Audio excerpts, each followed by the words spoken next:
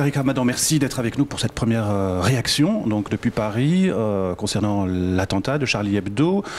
Cet attentat, vous l'avez condamné très nettement, mais dans la société française, concernant la communauté musulmane, il y a encore des soupçons. Ils manifestent pas tous, ils sont dubitatifs face aux caricatures. Qu'est-ce que vous en pensez, vous? Non, je pense qu'il faut être clair sur les faits. À partir du moment où on doit se prononcer sur des faits, il faut être clair. Les faits, c'est qu'il y a eu des journalistes, des dessinateurs qui ont été tués, et ça, c'est inacceptable. Quelles que soient les interprétations qu'on aurait par ailleurs, il faut condamner, et de surcroît, quand ceux qui les ont faits, ces meurtres, qui ont assassiné ces journalistes, ont fait une référence à l'islam. Donc il faut, un, être clair sur la condamnation, deux, dire clairement que ces activités, ces actions, ces attentats, ces actes de violence extrémiste sont contre les principes de l'islam. Et puis après, on peut rentrer dans un deuxième temps dans une analyse. Mais il faut prendre des positions de principe très claires. D'accord. Donc après ces attentats, Tariq Ramadan, on a vu un soulèvement, une grande mobilisation en France. Je suis Charlie, je suis Charlie. Est-ce que vous, Tariq Ramadan, vous dites je suis Charlie? Moi, je pose la question de savoir qu'est-ce qu'on entend par « je suis Charlie ». Je veux dire que s'il s'agit de la condamnation de ces actes, s'il s'agit de promouvoir la liberté d'expression, s'il s'agit de défendre le droit de chacun de dire ce qu'il veut, oui, il faut soutenir ceci. Maintenant, vous êtes Charlie? Non, moi je suis Charlie dans l'expression de ceci. Je ne suis pas Charlie dans l'instrumentalisation, dans la récupération politique, dans cette espèce de... on ne sait plus qui dit quoi quand il dit qu'il est Charlie. J'ai critiqué les caricatures, j'ai critiqué les journalistes, j'ai eu des débats avec eux, je n'étais pas d'accord avec leur façon d'user de leur liberté d'expression tout en défendant le droit de le faire. Et donc à partir d'un certain moment, je ne vais pas changer mon propos après la tragédie. La tragédie, il faut la condamner, maintenant il faut garder des principes extrêmement clairs. La liberté d'expression, oui, si c'est cela qu'on veut dire, mais s'il s'agit de célébrer leur façon d'user de leur liberté d'expression à géométrie variable, parce qu'ils ne s'attaquaient pas de la même façon à toutes les personnes et à toutes les communautés religieuses, par exemple. J'ai condamné leur licenciement de ciné. À partir de là, il faut savoir qu'est-ce que l'on veut dire. Donc, j'aime pas beaucoup les slogans. Je n'aime pas les slogans qui sont si vous voulez, un rassemblement émotif, alors que moi, je préfère les unités rationnelles et raisonnables. D'accord. Charlie Hebdo a publié un nouveau numéro pour répondre. C'est le numéro des survivants. En une, le prophète Mahomet qui pleure. Tout est pardonné. Qu'est-ce qu'elle vous inspire, cette une? Pas grand-chose, ce que ça avait été avant la mort des journalistes. Je pense que j'ai toujours dit aux musulmanes et aux musulmans d'Europe comme des États-Unis, comme du monde majoritairement musulman, qu'il fallait prendre une distance critique par rapport à cela. Je pense que la liberté d'expression, il faut la défendre. Je pense aussi que quand on a des droits, il faut savoir en user de façon responsable. Donc voilà, je veux dire que pour ce qui me concerne, c'est un humour auquel je n'adhère pas, qui ne me touche pas, qui ne me fait pas rire. Et donc je prends beaucoup de distance par rapport à ça et j'appelle les musulmanes et les musulmans à ignorer finalement la substance de ce qui est fait, condamner ce qui doit être condamné et puis se retrouver sur les principes communs qui feront la France d'aujourd'hui et de demain, qui doivent faire la France d'aujourd'hui et de demain et qui passent aussi par le respect des femmes et des hommes dans leurs convictions et dans leurs appartenances ou dans leurs origines et dans le projet commun de la France. Vous êtes philosophe, vous êtes théologien de l'islam, donc est-ce qu'on a le droit de caricaturer le prophète ? Ou comme certains imams disent, oui, on a le droit, c'est Dieu qu'il ne faut pas caricaturer. En islam, est-ce qu'on a le droit? Donnez-nous votre point de vue. Je pense que ce n'est pas une question de droit. Vous avez le droit. En islam, il n'y a rien d'interdit ou il y a quelque chose qui est interdit? En islam, ce n'est pas simplement par rapport au prophète, c'est par rapport à toutes les figures religieuses. On a une attitude qui est une attitude de pondération et de respect. Et ça, c'est partagé d'ailleurs par le bouddhisme, par l'hindouisme, par le christianisme, par le judaïsme. Ce n'est pas spécifiquement musulman. Mais est-ce qu'en islam, on peut dessiner le prophète? Non, majoritairement, mais ce n'est pas la seule opinion, on ne dessine pas les prophètes. Donc on ne les caricature pas, ce faisant. Et ça vient d'où? C'est une tradition? C'est l'idée qu'en fait, Dieu seul est un être d'adoration et qu'on ne représente pas les êtres humains qui sont destinés à être des chemins qui nous mènent à lui. Donc c'est l'idée même du rapport au divin, où on n'a pas de représentation. Vous entrez dans une mosquée, il n'y a pas de représentation. Ce n'est pas la même chose que dans la tradition chrétienne de ce point de vue-là. Mais il faut faire attention, il y a l'idée de dessiner, puis ensuite il y a l'idée de se moquer ou de caricaturer. Et je pense que dans tous les cas, ce que les musulmanes et les musulmans d'aujourd'hui doivent comprendre, c'est que ce qu'ils considèrent comme des attaques et qui sont déterminées par d'autres comme leur droit à l'expression, c'est là où il faut trouver un terrain d'entente intellectuelle et pluraliste. C'est-à-dire que oui, faites ce que vous avez envie de faire, c'est votre droit, tout en comprenant que le droit à se moquer n'en fait pas un devoir et qu'on peut aussi savoir user de ses droits de façon sage. Vous parliez de la société musulmane, des musulmans en France. Est-ce qu'il n'y a pas quelque part, avec ce drame, un raté de l'intégration en France? On le voit de plus en plus dans les quartiers, dans les cités, des groupes salafistes qui n'ont même plus de lien avec les services publics, qui sont entre eux, qui se renferment. Est-ce qu'il n'y a pas un raté quelque part? Il faut qu'on fasse extrêmement attention à ces conclusions-là, parce que c'est exactement ce que veulent les violents et les extrémistes, et ceux qui sont les littéralistes. Ils veulent exactement qu'on arrive à cette conclusion. Nous sommes en train d'échouer. Or, il faut regarder les faits et il faut regarder les chiffres. Aujourd'hui, ce dont on parle, ce sont des marginaux, ce sont des gens qui sont à la marge. Même les mouvements les plus littéralistes, même s'ils grandissent, restent totalement marginaux par rapport à l'immense majorité des Français de confession musulmane, qui aujourd'hui sont en train de sortir des ghettos géographiques, sont en train de sortir des ghettos intellectuels, sont en train d'être dans tous les corps de métier. C'est le contraire qui est en train de se passer. C'est en fait la nouvelle visibilité que l'on voit dans les médias, que l'on voit dans l'enseignement, que l'on voit dans les champs sociaux, partout, dans tous les corps sociaux, sont en train de montrer que les choses sont en train de se faire.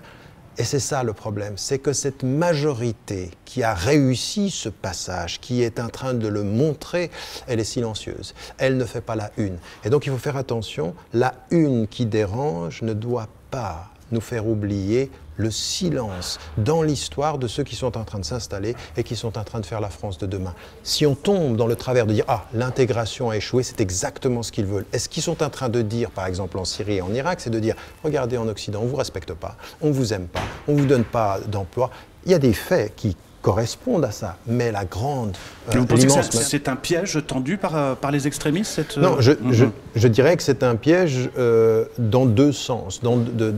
D'abord, les violents extrémistes ont envie de jouer sur ces frustrations-là, d'alimenter cette idée que vous voyez, vous n'êtes pas bien accepté, vous êtes stigmatisé, on n'aime pas l'islam, donc c'est eux contre nous, nous contre eux. Et d'un autre côté, tous les mouvements populistes, d'extrême droite, qui sont en train de jouer sur la peur, et pas simplement l'extrême droite. Malheureusement, ce que je dis depuis tellement longtemps, c'est que le grand danger, ce n'est pas que l'extrême droite monte, c'est que son discours se normalise, qu'on l'entende à gauche, qu'on l'entende dans les partis de droite traditionnels, et qu'on continue à dire « Ah, mais on a un problème d'intégration ». En fait, ce pourquoi vous n'arrivez pas à être français, c'est parce que c'est votre religion ou votre culture. Non. On a de la peine aujourd'hui à avoir accès à des emplois parce qu'il y a du racisme structurel, parce qu'il y a de l'islamophobie, parce qu'il y a du chômage qui touche majoritairement les cités et les banlieues, parce qu'il y a une éducation à deux vitesses, parce qu'il n'y a pas de vrai programme social. Voilà le vrai problème. Donc si on tombe dans l'intégration à échouer, on fait le jeu des deux pôles de l'extrême qui alimentent les confrontations. Mais sur les frères Kouachi, sur Amédi Koulibaly, est-ce que c'est pas un échec de l'intégration sur ces cas précis de ces gens-là? Des cas précis, attendez, c'est-à-dire que ce sont effectivement des gens, c'est ce que je disais moi avec Mera, et on me l'a beaucoup reproché en France, en disant mais attendez, regardez son parcours, il y a des vrais ratés effectivement en termes d'intégration par le social, mais c'est pas une question d'abord qui est religieuse. C'est-à-dire qu'à un moment donné, il a essayé de trouver du travail, il n'en a pas eu, il était en contact même avec des services français, il a été systématiquement rejeté de son processus où lui il était. Mera. Et donc les autres, c'est un tout petit peu la même chose. On s'aperçoit qu'on a des parcours où il y a des échecs de l'intégration par le social. Ça n'a rien à voir avec le religieux. Ensuite, on va chercher dans le religieux ce qui a été absent dans la reconnaissance de l'individu, dans sa formation scolaire, dans sa formation professionnelle. Il faut bien qu'on fasse très attention à ça. En France, aujourd'hui, il va falloir qu'on se réveille, les politiques. Il va falloir arrêter d'islamiser les questions sociales. Il va falloir arrêter d'ethniciser ces questions-là. Aujourd'hui, on a besoin de vraies questions. Donc, revenir après ces questions-là uniquement à la question de l'islam, à la question de l'intégration du religieux, c'est tomber dans le piège de ceux qui ont envie de nous mettre les uns contre les autres, qui ne voient pas la France comme un projet commun de la diversité, mais comme une exclusive qui cherche des coupables à ces déséquilibres politiques et sociaux. Est-ce que ce n'est pas une vision un peu angélique, la vôtre, de ne pas voir ces salafistes qui vous parlent, hein, ils vous prennent pour quelqu'un de très progressiste, un koufar, comme on dit Oui, ils me sortent de l'islam, mais moi je les vois très très bien. Qu'est-ce qu'ils vous disent Ils me disent que je trahis l'islam, que je trahis les références. Je veux dire, moi, dans 6 pays majoritairement musulmans, je ne peux pas entrer, dont en particulier l'Arabie Saoudite, parce que j'avais appelé à ce que l'on cesse le code pénal et je fais la critique d'un État qui est un État dictatorial. Mais aujourd'hui, je ne suis pas aveugle par rapport à ces mouvements-là. Je regarde simplement, comme je vous l'ai dit, les faits et les chiffres. Et le mouvement historique, c'est un mouvement historique qui est plus positif. Je parle même d'une révolution silencieuse dans l'intelligence de la jeunesse et de ceux qui sont moins jeunes. Maintenant, il faut qu'on arrête aussi de parler de jeunesse. Il y en a qui ont 40 ans, qui ont maintenant, on est en train d'atteindre la 3e, 4e génération. Et donc, il y a quelque chose qui est en train de se passer qui est positif. Et ce que je dis aux politiques français, au lieu de ne pas voir la très grande majorité au nom de quelques noms qui n'y arrivent pas, peut-être faudrait-il utiliser la grande majorité pour qu'on réussisse mieux avec ceux qui n'y arrivent pas. On est dans une politique qui est le contraire du bon sens. Au lieu de s'appuyer sur les Français de confession musulmane qui pourraient parler à ceux de l'intérieur qui sont en train de dériver, on s'occupe de ceux de l'intérieur qu'on met en avant médiatiquement et on oublie l'immense majorité silencieuse. C'est le contresens. Mais justement, pourquoi il n'y a pas un problème de l'islam de France? Est-ce qu'il n'y a pas un islam de France qui devrait émerger avec ces événements? On voit pas beaucoup. Hein. Il y a beaucoup de paroisses, si je puis dire. Le CFCM. Mais là, il y a aussi une responsabilité. C'est une responsabilité. Vous avez raison, c'est une responsabilité d'abord des musulmans de savoir s'organiser, de savoir travailler sur le terrain ensemble, c'est vrai. Nous avons un vrai problème d'autorité à l'intérieur, nous avons une crise d'autorité, nous avons une crise de la diversité. Au lieu de gérer la diversité, nous sommes en train de subir la division, ça c'est vrai à l'intérieur, vous avez parfaitement raison. Ajouter aux interprétations islamiques les différences d'origine avec des ambassades qui jouent, les Algériens, les Marocains, les Turcs, les convertis, on est dans une espèce de chaos qu'il va falloir regarder en face, vous avez raison, mais d'un autre côté, il faut que les politiques, il faut que les autorités locales jouent aussi cette vraie carte de l'islam de France. Moi, je dis même l'islam français. Islam par les principes universels, français par la culture. J'ai aucun problème à dire ceci, mais moi ce que j'aimerais c'est que les autorités politiques, elles parlent avec les citoyens. On ne me parle pas, moi, par l'intermédiaire de mon ambassade d'origine, on me parle à moi comme citoyen. On nous parle d'élus à électeurs et non pas par une perception que j'appartiens encore. Après 3 générations, je suis d'origine immigrée. Mais ça va pas. Ça va pas. Le problème, c'est pas l'intégration, mon intégration en France, que pourraient dire les jeunes, c'est l'intégration dans l'intelligence des politiques qui nous gouvernent. Le problème, c'est qu'on n'est pas intégré dans leur tête encore. C'est ça le vrai problème. La question qui se pose aussi, elle est un peu fondamentale, philosophique, est-ce que l'islam, il est soluble, selon vous, dans la République? Il y en a qui pensent que non. Hein. Des millions. Houellebecq, Zemmour disent que c'est pas possible, il y a une contradiction totale. Oui, mais les mots sont violents, on accepte. Cela surfe sur le populisme et surfe sur la normalisation d'un certain type de racisme et d'un certain type de stigmatisation. Et là, il faudrait un vrai débat sur ces questions-là. Mais vous me posez la question de savoir s'il est soluble. Mais écoutez, regardez les chiffres, encore une fois, des millions de Français de confession musulmane, des millions d'Européens de confession musulmane, des millions encore d'Occidentaux de confession musulmane sont des démocrates, participent à la vie quotidienne, ont une participation réelle à la construction du pays. C'est une valeur ajoutée aux États-Unis, au Canada, en Europe et en France. Donc bien sûr qu'ils montrent aujourd'hui qu'ils participent de l'avenir de la France. Mais à une seule condition, c'est que le récit français, c'est que le récit commun, c'est que la nation française doit comprendre aujourd'hui, politique d'abord, journaliste ensuite, intellectuel toujours, que l'islam est une religion française, que ça participe de cet avenir-là, qu'on ne fera pas une France sans l'islam et qu'il faudra faire une France avec les musulmans, les citoyens, et que ceux-ci sont une valeur ajoutée. Il n'y a pas que Zidane, il n'y a pas que ceux qui font rire la France, il y a ceux qui construisent tous les jours, qui se lèvent tous les matins à 7 heures, qui construisent la France par les médias, qui construisent la France par le travail. Il faudrait qu'on les voie, il faudrait qu'on ouvre les yeux. Dernière question, Tariq Ramadan, votre personnalité, vous-même, fait polémique pour beaucoup. Alors, il y a certains qui disent, oui, il a un discours très progressiste devant les télés, devant les radios, devant les médias, mais devant ses fidèles, dans des cercles plus restreints, il a un discours plus conservateur, plus dur. Est-ce que cela vous inspire? Cela m'inspire. Est-ce qu'il y a vraiment un double discours?